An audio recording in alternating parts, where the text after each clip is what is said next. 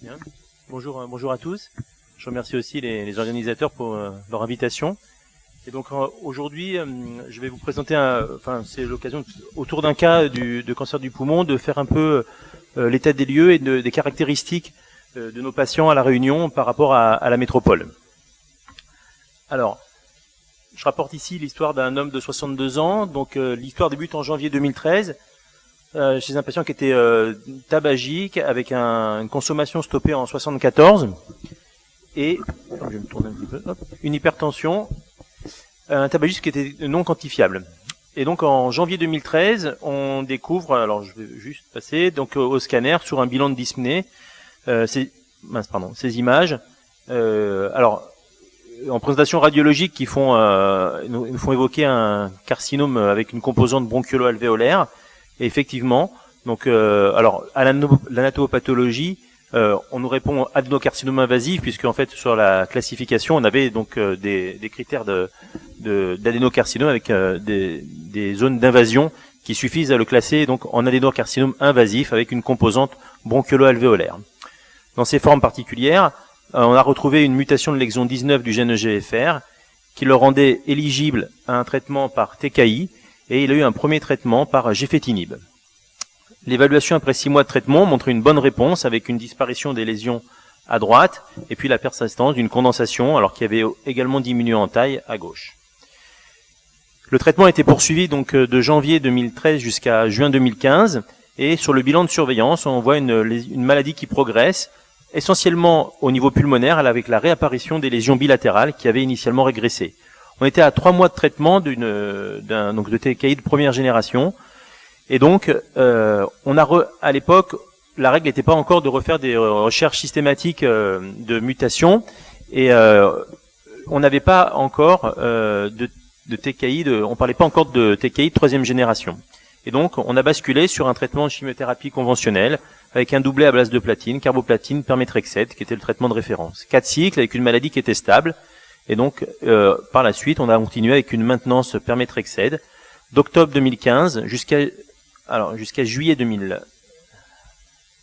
Ça c'est le scanner stable sous traitement jusqu'à juillet 2016. Donc à nouveau 12 cycles de permétrexate et presque 1 an de stabilité. Et donc en juillet 2016, sur la surveillance, à nouveau progression radiologique.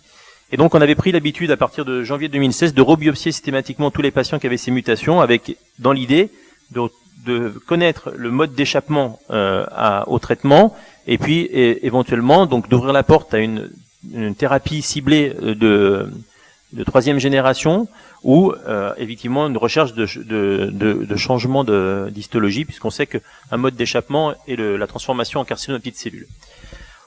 Et en fait, cette recherche de mutation, on a bien retrouvé l'adénocarcinome, mais on a retrouvé la mutation sur l'exon 19 qui était connue, mais pas la mutation de résistance qui était recherchée. Et donc, en troisième ligne de traitement, on s'est posé la question d'une chimiothérapie de troisième ligne. C'est un patient qui restait encore en très bon état général.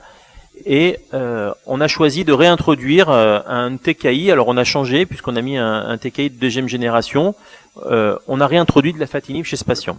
Et en fait, pendant presque 1 an, j'exagère, de juillet 2016 à avril 2017, le patient a répondu à nouveau au traitement et il a progressé en avril 2017 avec l'apparition, augmentation des lésions et surtout l'apparition de lésions cérébrales, et en particulier d'une lésion cérébrale unique. On a refait à nouveau des prélèvements. Et en fait, on a retrouvé les cellules adénocarcinomateuses, on a retrouvé à nouveau la mutation sur l'exon 19 du gène EGFR, et on a retrouvé cette fois-ci, après presque 10 mois de traitement de TKI, l'apparition de cette nouvelle mutation dans l'exon, alors c'était l'exon 20, de cette mutation T790. Il a bénéficié d'une radiothérapie stéréotaxique au niveau cérébral, et compte tenu de la progression sur plusieurs cycles, pulmonaire et cérébral, on a repris un traitement de 4e ligne en introduisant cette fois-ci donc un TKI de 3e génération, l'osimertinib. Et aujourd'hui, en novembre 2017, il est en réponse avec une régression des lésions cérébrales et puis une stabilité au niveau pulmonaire. C'est un patient qui reste en bon état général, PSOMS 1 à 2 et qui va bien. Alors, d'abord, ça illustre un peu ce patient. Il a bénéficié des progrès successifs en biologie moléculaire avec non seulement la connaissance des mécanismes de résistance, l'apparition des nouveaux traitements, et il a pu bénéficier au cours de l'évolution de sa maladie à chaque étape des progrès qui avaient été faits de ce point de vue-là. Et donc on est maintenant à presque 5 ans d'évolution d'un adénocarcinome qui était quand même bilatéral pulmonaire avec une évolution avec même une évolution métastatique. La deuxième chose, c'est que ce patient, enfin c'est aussi l'occasion pour nous, c'était l'occasion pour moi de faire le point un peu sur les spécificités à la Réunion. Et en fait, on a une histoire de tabagisme qui est un peu différente des autres dom-tom, puisque on avait un interne qui a fait un travail dans le cadre de son mémoire de tabacologie. Et en fait, en 2014, à La Réunion, les fumeurs étaient 2 fois plus nombreux que dans les autres dom-tom, et avec des niveaux qui étaient proches de ceux de la métropole. Et que en 2012, on avait environ 570 décès, j'ai une petite faute. C'est 14% des décès total sur La Réunion qui étaient liés au tabac, et dans ces décès-là, 33% étaient causés par les cancers du poumon et les cancers des voies aériennes supérieures, qui représentaient environ 190 décès. Donc là, c'est le tabagisme par rapport aux autres dom-tom, et on voit que La Réunion, elle est proche des niveaux métropolitains en paquet année chez les patients en moyenne. Hop là, pardon. On a étudié en fait depuis janvier 2013, on a fait une étude prospective et on a collecté en fait les données du 1er janvier 2013 au 31 décembre 2015 sur tous les patients pris en charge à La Réunion, ce qui était assez facile parce que toutes les histologies des cancers pulmonaires sont lues dans les 2 laboratoires d'anatomopathologie du CHU au nord et au sud, et on peut colliger tous les cas. Même les pneumologues libéraux envoient leur biopsie dans ces 2 laboratoires. Et donc, on avait 708 cas, donc qui étaient pris en charge sur les 300. Donc, il y a les deux CHU et puis la clinique Sainte-Clotilde. Et donc, 189 étaient des femmes et 519 étaient des hommes. Et donc, on a une incidence à La Réunion qui était proche des niveaux, qui est plus basse que la métropole, pardon, et plus basse qu'au niveau mondial.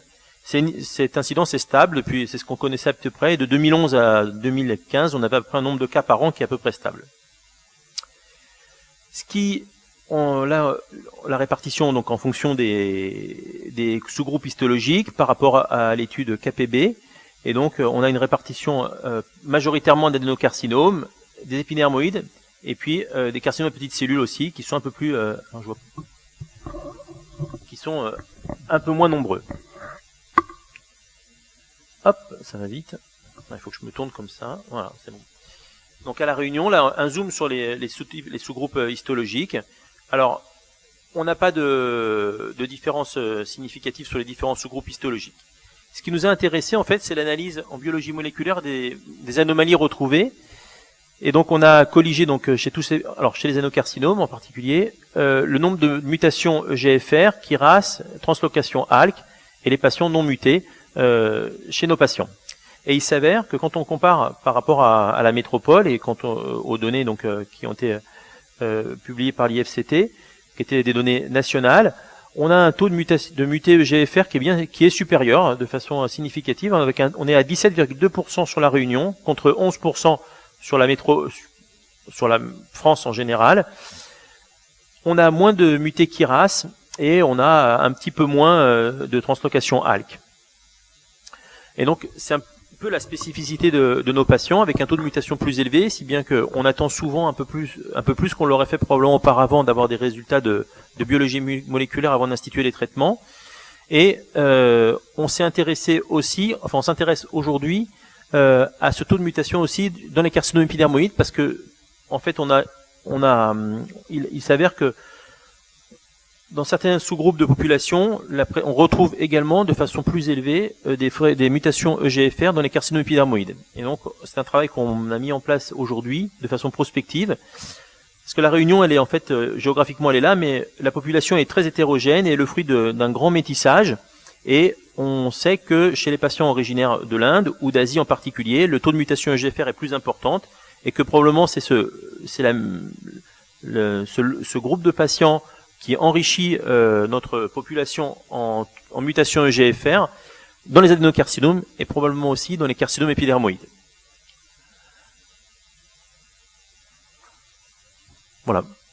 Merci.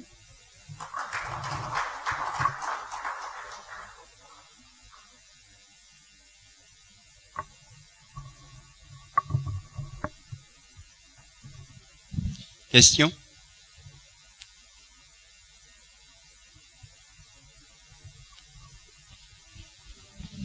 Merci. Est-ce que je pourrais vous demander à la réunion, combien de ces cancers sont des non-fumeurs?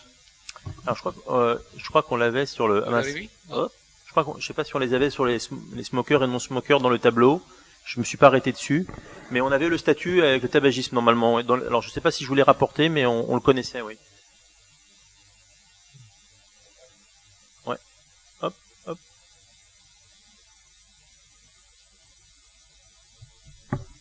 Fumeur ici.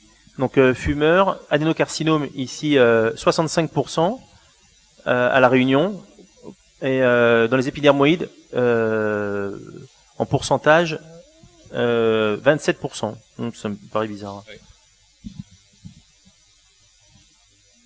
Ouais, ça peut être donc 297, 625, ça doit être ça. Sur l'ensemble des patients. Bon, ça me paraît pas beaucoup. Hein. Fumeurs. Pourtant, ouais, c'est les chiffres. 65% et 27%. 65 et 35%. Ouais. Ouais. Donc un taux un peu plus, a priori, un peu plus, moins de fumeurs. «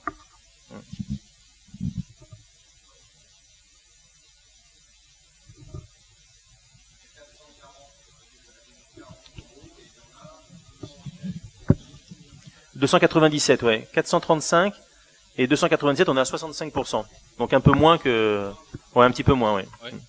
Après, on peut pas... Bon, c'est les pourcentages, là. Moi, j'avais dans l'étude KPB, là, j'avais 50%, 2164 contre 3199. Bon. Ça me paraît, bon. Après, si je peux intervenir... Et en termes des gènes, des fumeurs versus non-fumeurs, vous avez des détails?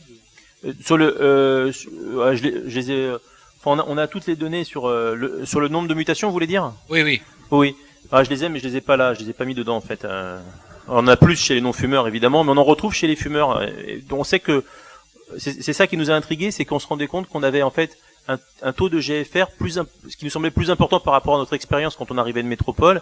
Et en fait, en analysant, globalement, ce chiffre, il était plus élevé chez les fumeurs et chez les non-fumeurs, dans les adénocarcinomes, mais également parce qu'au tout début, quand on remonte, la biologie moléculaire, il les faisait un peu, dès qu'on a commencé, elle a été faite un peu sur tous les types de cancers métastatiques. Et donc, on avait des données aussi sur les épidermoïdes, et on retrouvait quelques patients mutés dans les carcinomes épidermoïdes. Voilà. De toute manière, le cas que vous avez présenté, c'était pas un gros fumeur, puisqu'il a arrêté de fumer en 74. Donc, il a dû fumer quelques années simplement. Oui, il a arrêté de fumer en 74. Après, je pense que... je pense qu'il y a fumeurs et non-fumeurs. L'âge évoluant, même si on a arrêté il y a longtemps, je suis pas sûr que... Ces personnes qu'on a des mutations. Pardon? Chez les mutations à l'EGFR, on les a chez les femmes, les non-fumeurs, les asiatiques, mais pas chez les gros fumeurs. Les gros fumeurs, c'est rare. Parfois, on faisait la sélection pour ça, parce qu'on n'avait pas la biologie moléculaire. Ouais.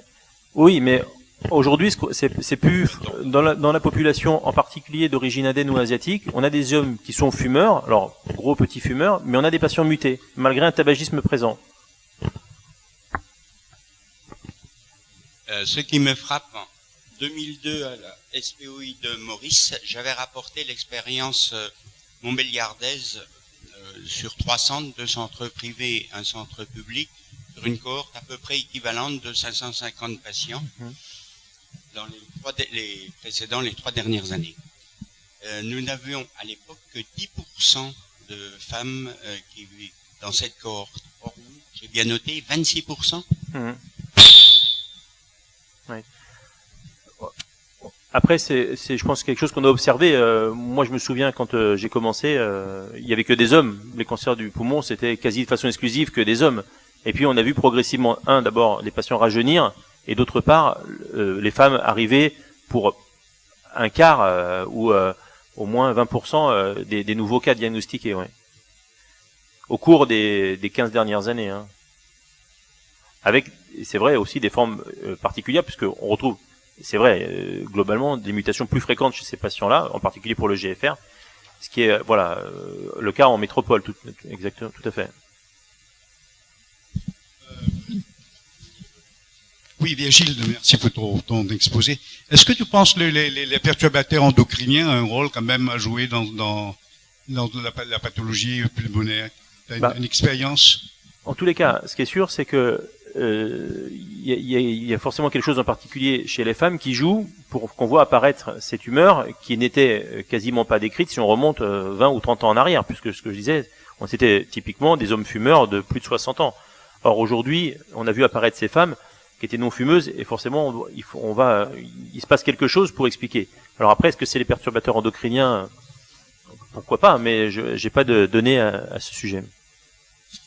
Parce qu'à l'époque, effectivement, on voyait beaucoup plus des épidermoïdes et puis c'était des adénocarcinomes, alors que là maintenant ça a changé. Oui. Ouais. Alors ça c'est aussi lié aux modalités tabagiques. On sait que l'apparition en particulier des filtres a changé les modalités du tabagisme et provoqué des lésions plus distales en fait.